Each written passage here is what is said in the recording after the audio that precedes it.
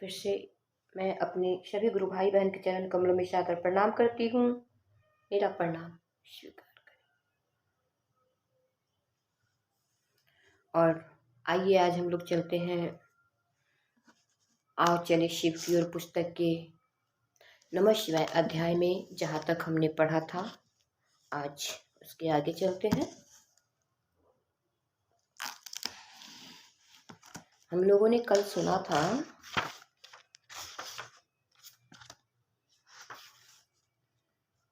यह पूरा स्रोत शिव का स्वरूप है। आज इसके आगे चलते हैं।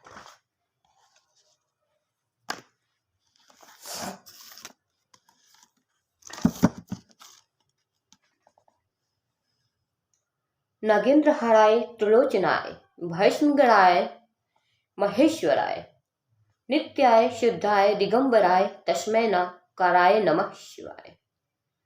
मंदाकिनी सलील चंदन चर्चिताय नंदीश्वर प्रथम नाथ महेश्वराय मंदार पुष्प बहुपुष्प सुपूजिताय तस्मै मकराय नमः शिवाय। शिवाय गौरी वंदनावृंदम सूर्याय दक्षाध्वरन नाशकाय श्री नीलकंठाय वृषध्वजाय तस्मै श्रीकाराय नमः शिवाय। वशिष्ठ कुंभोद्भव गौतमाय मुनीन्द्र देवा चित्तशेखराय चंद्राकरवैस वानर लोचनाय तस्मै व काराय नमः शिवाय। यक्ष स्वरूपाय जटाधराय पिनाकहस्ताय सनातनाय दिव्याय देवाय दिगंबराय तस्मै य काराय नमः शिवाय। जिनके गले में सांपों के राजा हार रूप में शोभित हैं, त्रिनेत्र हैं, जिन्होंने भस्म का लेपन अपने शरीर पर किया है, महेश्वर है, जो नित्य हैं, विशुद्ध हैं, दिशाएं जिनके वस्त्र हैं, उन नकार स्वरूप शिव को नमन है। पवित्र गंगा जल एवं चंदन से जिसकी पूजा होती है, मंदार पुष्प तथा विविध प्रकार के फूलों से जो अर्चित है, जो नंदीश्वर है, जो समस्त गणों के स्वामी है, वैसे मकार स्वरूप शिव को नमन है। जो स्वरूपतः कल्याणकारी है, माता पार्वती के कमल स्वरूप मुखमंडल को विकसित करने के लिए जो सूर्य के समान है, जो दक्ष के यज्ञ का विध्वंस करने वाले हैं, जिनकी पताका में वृषभ चिन्ह है, उन परम शोभा युक्त नीलकंठ कार स्वरूप शिव को नमन है। वशिष्ठ अगस्त और गौतम आदि श्रेष्ठ मुनिजनों तथा इंद्र आदि देवगणों द्वारा पूजित चंद्रमा, सूर्य और अग्नि जिनके नेत्र हैं, उन वकार स्वरूप को नमन है। जो यक्ष स्वरूप है, जो जटाधारी है, जिनके हाथ में पिनाक नामक धनुष है, जो दिव्य सनातन दिगंबर देव हैं, उन यकार स्वरूप शिव को नमन है। स्पष्ट है कि मंत्रों की उत्पत्ति व्यक्ति के अलौकिक कष्टों से निवृत्त एवं प्रकृति की शक्ति से ऊपर परमात्मा शक्तिमान से सानिध्य के निर्मित हुई योगी या उक्त दोनों कारणों के साथ दोनों कार्यों को सम्मिलित रूप से करने के लिए व्यक्ति के लौकिक कष्ट सामान्यतः अल्पकालिक होते हैं। अल्पकालिक कष्टों के निवारण के लिए आजीवन मंत्रों का प्रयोग निरर्थक होता है, क्योंकि उक्त मंत्रों का फल व्यक्ति शीघ्र चाहता है। जैसे किसी की पुत्री की विवाह कार्य की सिद्धि के लिए यदि किसी मंत्र का जप किया जाता है, तो उसका परिणाम एक काल विशेष में ही होना आवश्यक है। लौकिक कष्टों के निवारण हेतु विभिन्न प्रकार के मंत्रों का प्रयोग पूर्व काल से होता रहा है। इस प्रकार के मंत्र 108 की माला या अंगुलियों पर किए जाते रहे हैं, किंतु उस परम सत्ता शिव से सानिध्य लाभ करने के लिए निरंतर आजीवन प्रयास अपेक्षित हो जाता है। अजपा जप की ऐसी विधि है जिसे व्यक्ति अपने समस्त लौकिक कार्यों को करते हुए अपना सकता है। अजपा जप के प्रारंभ में श्वास के भीतर आने पर नमः का प्रयोग होता है और शिवाय श्वास के बाह्यगमन पर। प्रारंभ में यह क्रिया सायास होती है, शनै शनै मन अजपा जप में अनायास चलने लगता है। नमः शिवाय के श्वासों पर अनायास परिचालन में प्रयास जैसे कुछ भी नहीं होता, जैसे एक बालक के युवा होने के लिए किसी प्रयास की आवश्यकता नहीं होती। मंत्र गुरु द्वारा दत्त या प्रदत्त होते हैं। कहा जाता है कि गुरु जिस मंत्र को अपने शिष्य के विचार में डालते हैं, वे गुरु उक्त मंत्र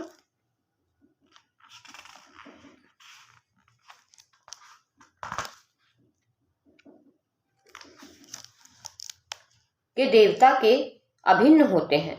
यानी गुरु और मंत्र के देवता एक नहीं होते, वो दो भी नहीं होते, अपितु अभिन्न होते हैं। गुरु और मंत्र के देवता को एकाकार माना जाता है। शिष्य का मस्तिष्क प्रथमतः मंत्र को ग्रहण करता है। कालांतर में मंत्र शिष्य के हृदय में अपना स्थान बना लेता है। मंत्रों के अर्थ और उसके भाव मंत्रों के फलदायी होने में अहम भूमिका निभाते हैं। रुद्रयामल तंत्र कहता है कि चैतन्य रहित मंत्र मात्र वर्ण है। सदगुरु मंत्र में चैतन्य डालते हैं। चैतन्य रहित मंत्र का लाख या करोड़ भी जप किया जाए, ये फल नहीं देते।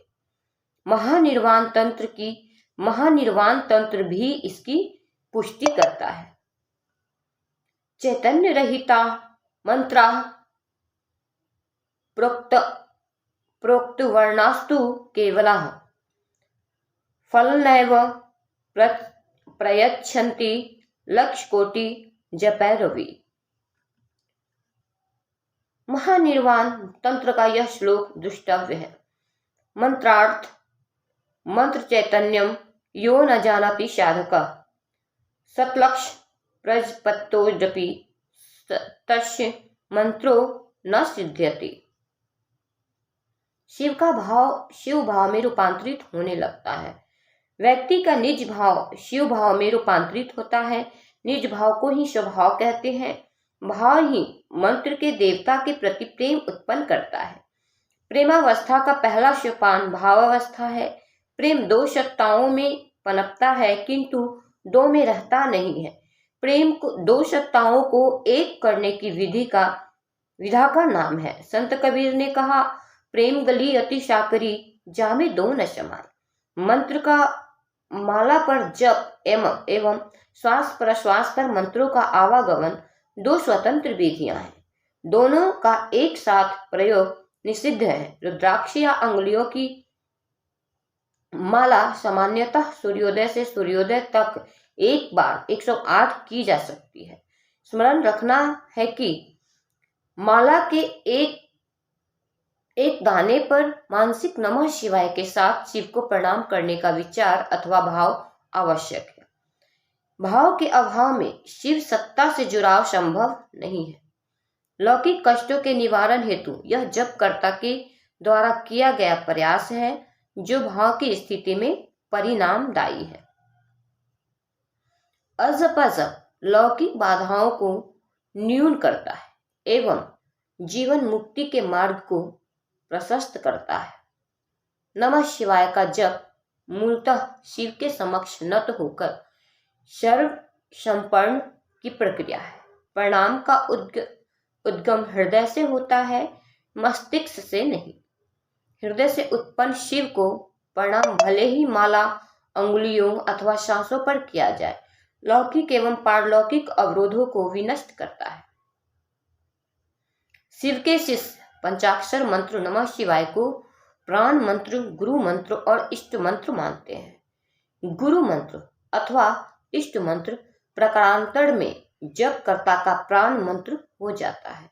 नमः शिवाय प्राण मंत्र ही है।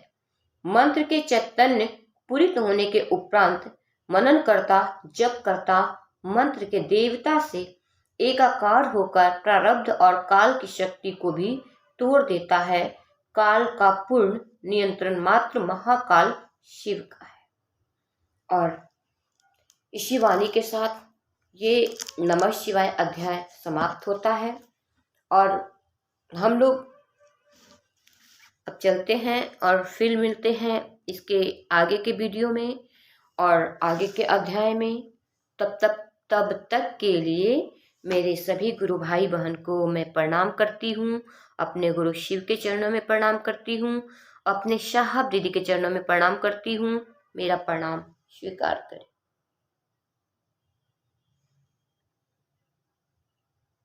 फिर मिलते हैं हम लोग